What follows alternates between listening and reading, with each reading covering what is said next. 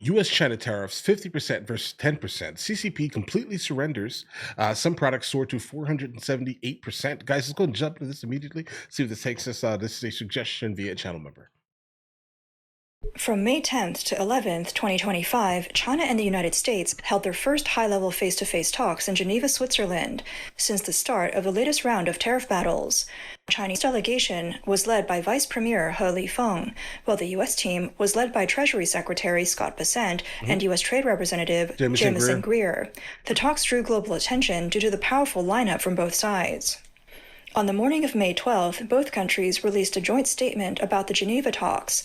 They agreed to reduce the tariffs imposed on each other since April 2nd by 115%, keeping only 10% in place. This move is aimed at pushing negotiations forward. All previous tariffs remain unchanged. In effect, after all the back and forth, China has ended up back at the starting point of responding to Trump's trade war. The joint statement also clarified the current tariff levels. The U.S. keeps a 50% tariff on Chinese goods, while China keeps just 10% on American goods. Guys, keep this in mind. China doesn't really purchase much from us. I mean, soybeans, Boeing. They recently stopped purchasing Boeing. I mean, obviously, think about it. You're going to buy this multi-million-dollar jet, right? And then have to spend on top of it 145%. Oh, yeah, I'm not buying that. And they didn't buy it neither, guys. Okay, keep that in mind. Now, a 50% tariff still on them still does not really change much. Personally, right? It's still not going to bring jobs back to the United States of America, not specifically with that here, because their products are so cheap that they can absolutely, eat or pass off, let's say 50%, and it still would not really be that noticeable to us. This reflects the power imbalance and different strategies each side is using in the trade war. America's 50% tariff is made up of three parts: a 10% base tariff set on April 2nd, two fentanyl-related tariffs of 10% each added on February 1st and March 3rd, and the original 20% tariff from the 2018 trade war under Section 301. This structure shows that the U.S. has kept all of its punitive tariffs in place and hasn't made any real concessions. These high tariffs put serious cost pressure on Chinese exports, especially in manufacturing and consumer goods. Meanwhile, China has only kept a 10% tariff on U.S. goods and hasn't introduced any new retaliatory measures. During the 2018 trade war, China did apply retaliatory tariffs on U.S. products, but many of those were later removed because China depends heavily on importing certain essential materials and technologies. The statement admitted that adding tariffs on imports could hurt China's own economy. This reveals a structural weakness in China's manufacturing-heavy economy. It relies too much on foreign imports and can't use tariffs effectively to push back. In reality, China isn't even capable of applying strong counter-tariffs. It's worth noting that if the two countries fail to reach a new agreement within the next 90 days, the U.S. will impose another 24% tariff on Chinese goods. Guys, imagine the feeling of that, right? Like, they're like, listen, we can't even give you much of a tariff because, bro, we make everything. Okay, that's basically what they just said right here. That's what they said. That is a strong thing. I honestly, truthfully wish that we can definitely get to that point where we start manufacturing, all right, at the scale that China is, at least, or close to it, to the point where we can actually say the same exact thing. That is a different type of strength, guys. I don't want to sit here and compliment them like that, but they don't need anything, right? The reason why they don't import much from us is because they don't need much from us. They make everything. Guys, that's basically what they just said. That's crazy. This round of talks is very different from the ones 7 years ago. The gap between a 50% U.S. tariff and a 10% Chinese tariff shows that China has backed down. The U.S. not only kept high tariffs, but also held onto the threat of an additional 24% increase in 90 days. If that happens, China could be facing a total of 74% tariffs. But none of the core problems between the two countries have been resolved. The road ahead for these negotiations will still be very difficult. A financial commentator said they were shocked to see the Chinese government accept such terms. They believe there's no hope for meaningful progress in the upcoming talks. The Trump administration's demands are clear. China must open its markets and remove restrictions. Trump himself has repeated this point many times. If there are still areas of China's economy that remain closed, they're almost certainly not going to open. Areas like telecom and online platforms. Google, X, and YouTube are simply never going to be allowed into China. Right. Because of that, the two sides are unlikely to ever reach a real deal. For now, the humiliating 50% versus 10% tariff situation will last for 90 days, and after that, it could become an even more humiliating 74% versus 10%. Just before the talks began, there were already signs that the trade war was heating up. On May 7th, the U.S. Department of Commerce announced new anti-dumping duties on Chinese-made thermoformed molded fiber products. The tax rate is a staggering 477.97%. Whoa, oh, buddy. Along with the anti-dumping duties, the U.S. also launched a countervailing duty investigation into the same Chinese products. Vietnam was also affected by the 178. anti-dumping ruling, but its companies were hit with much lower taxes, from just 0.76% to 211.6%, still far below China's. This move follows the U.S. government's April 22nd decision to impose anti-dumping and countervailing duties on crystalline silicon photovoltaic cells from 4 Southeast Asian countries: Cambodia, Malaysia, Thailand, Oh and yeah, Vietnam. guys, they're killing it out there Whether with it's solar. targeting solar panels from Southeast Asia or launching this They're latest round cheap. of tariffs on thermoformed molded fiber products from China, the lists published by the U.S. Department of Commerce clearly show who they're aiming at: Chinese manufacturing and China's export sector. According to the schedule released by the Department of Commerce, these anti-dumping duties on molded fiber products could take effect as early as September 8th this year, once the U.S. International Trade Commission makes its final ruling. China's molded pulp packaging sector is heavily dependent on overseas markets. Nearly all single-use packaging products, like takeout containers, are exported to the U.S. and EU. So this move by the U.S. could deal a serious blow to China's pulp molded packaging industry. Yeah, it definitely sounds like if this stuff definitely gets hit with 478%, we can almost guarantee that mom and pop restaurants, because this is what this looks like here. These containers look like mom and pop restaurants, barbecue restaurants, like massively commercial restaurants that create their own packaging. Yeah, imagine this cost is going to definitely be hitting the consumer. I have no idea how much it's going to be. It's going to cost more. Let's say maybe $1.50, guys. Data from Chinese customs shows that in 2024, China imported $8.07 billion worth of plastic and plastic products from the U.S., for which they paid $23 billion US dollars. This trade advantage mainly comes from China's lower production costs and economies of scale, but the high tariffs could start to change that, especially in the plastic sector. Thermoformed molded fiber products include disposable items like plates, bowls, cups, and fruit trays used in food services. They also include electronic products packaging, auto parts protection materials, and items used in industrial and agricultural sectors, such as transport trays and seedling trays. High tariffs on specific goods are both an economic weapon and a bargaining chip. By hitting carefully chosen categories, the U.S. is directly threatening China export-driven industries. These targeted strikes reduce China's leverage in retaliation and are being used to pressure China into major concessions in the Geneva talks. These higher tariffs have already started to impact China's exports. According to the New York Times, in the first quarter of 2025, China exported $10.27 billion worth of goods to the U.S. That's just 11% of total U.S. imports, a sharp drop from the 22% 7 years ago, and the lowest level in 2 decades. This That's a shows that the guarantee, impact guys. of tariffs is spreading through supply chains and eroding China's market share.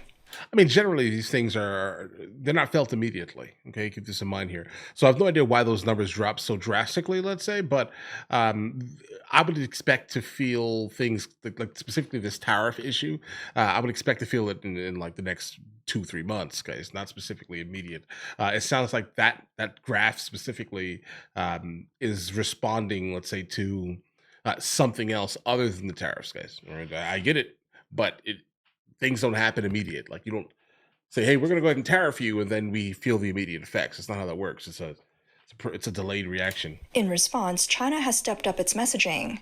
The Chinese Foreign Ministry released a video titled "We Won't Kneel," saying that bowing to U.S. pressure would only lead to deeper crises. The message was clear: China will not kneel and it will not back down.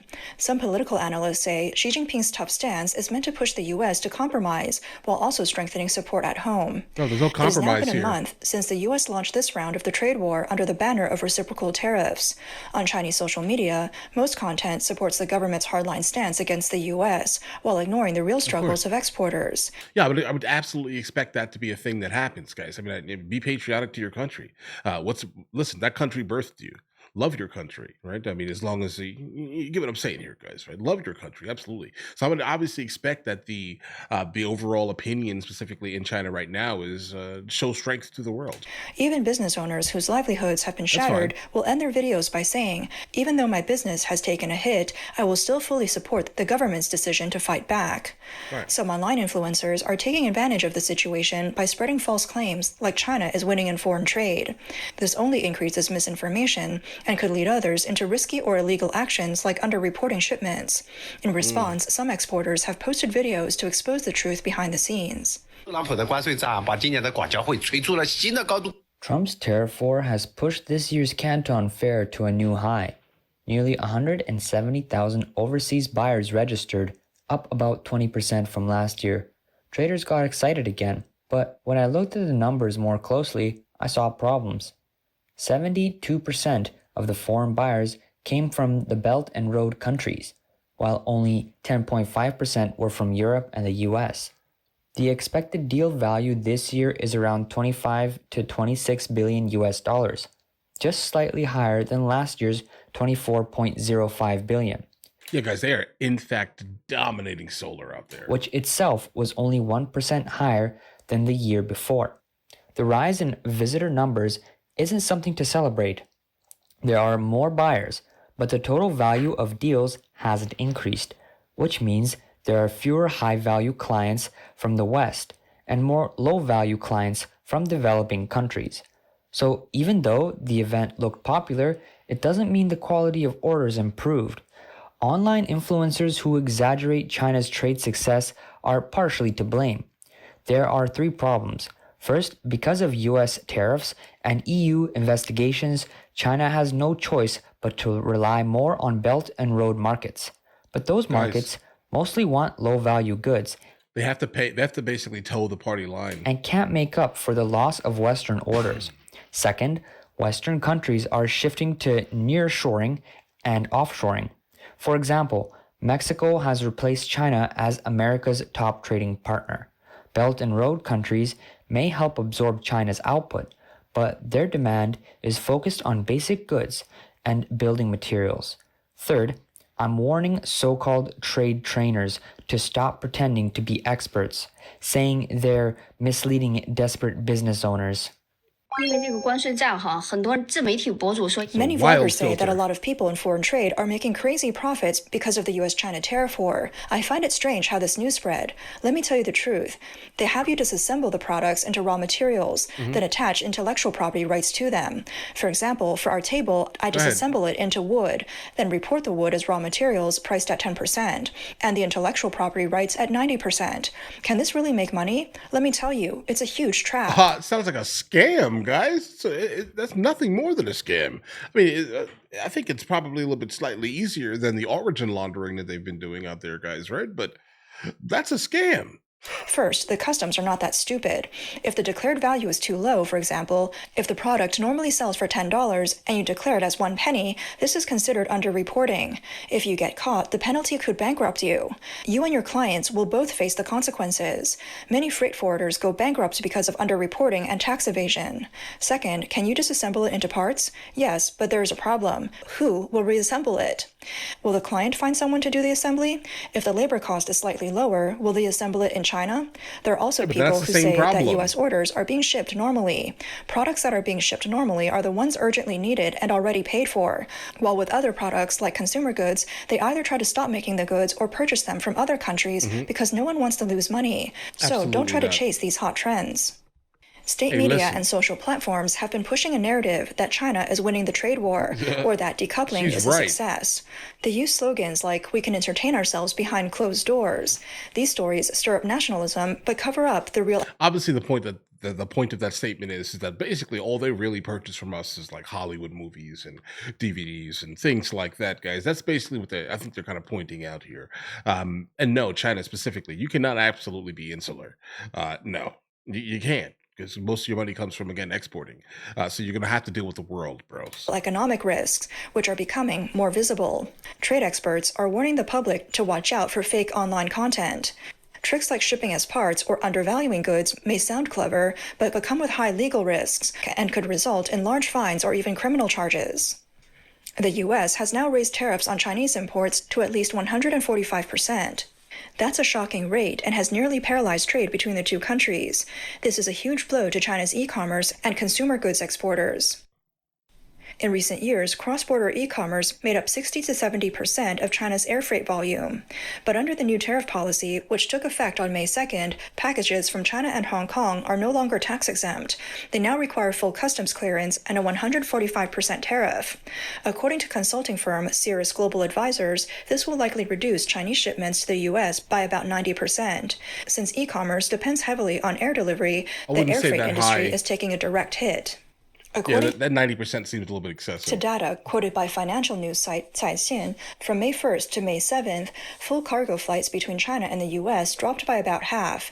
There were 46 flights on May 1st, then 32 on May 2nd, and just 28 by May 7th. In April, the average was 65.8 flights per day. A Zhejiang airport official said that almost all U.S. cargo flights have stopped.